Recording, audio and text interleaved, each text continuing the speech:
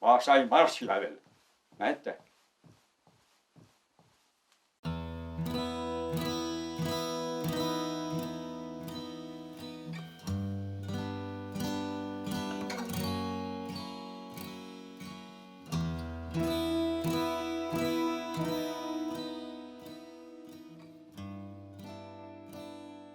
Koolis olin ma alla keskmise õpilane, kehv, ei viitsinud õppida. Lipnikuks sain 1. septembri 38, noorem leitnant 24. 1940. 22. juulil 41 teise maailmasõja algus. Siis viidi meid Venemaale laskur polguga. Enne mobiliseeriti Eesti talumeeste hobuseid.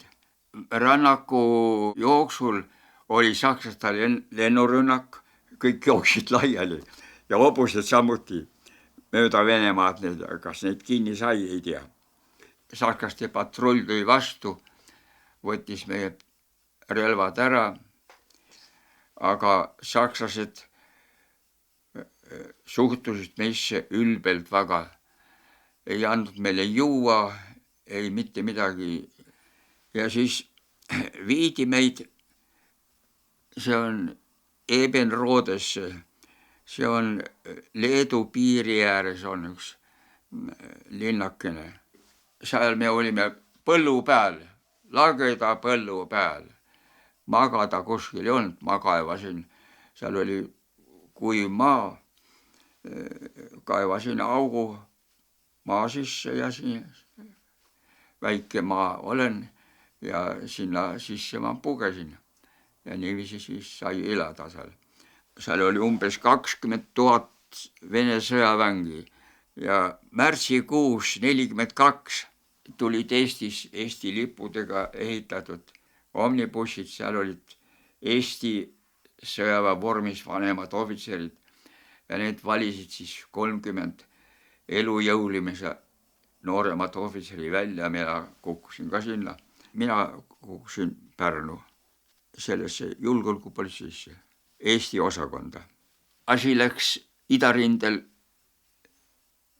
kehvaks ja siis sakslased juba hakkasid, see ülbus hakkas kaduma ja tahtsid abi kõigist Balti riikidest.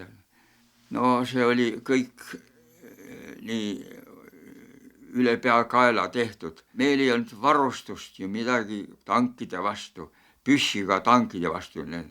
Ja siis esimese rünnakuga kohe 11 surnud meile. Kõik taganesid ja minule anti käsk vastu hakata, aga seal võeti mind kinni, ehkki ma olin erariides ja taheti kohe, tiriti kurat jõuga kohe kraavi äärde maalaskmisele. Ja siis saadeti mind patareisse Tallinnasse.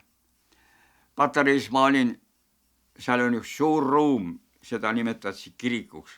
Seal oli 300 vangi sees, nii et külg külje kõrval magasime, pöörasime korraga. Jube.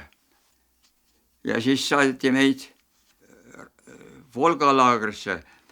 See on see, kus see on see Rõbenski kunstmeri. Perepori. See üks väike asula oli. Seal oli laagr.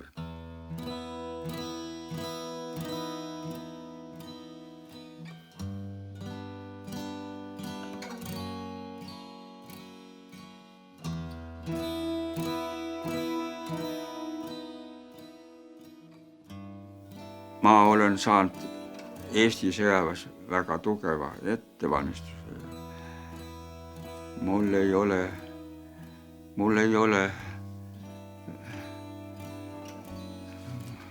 ole raskusi olnud.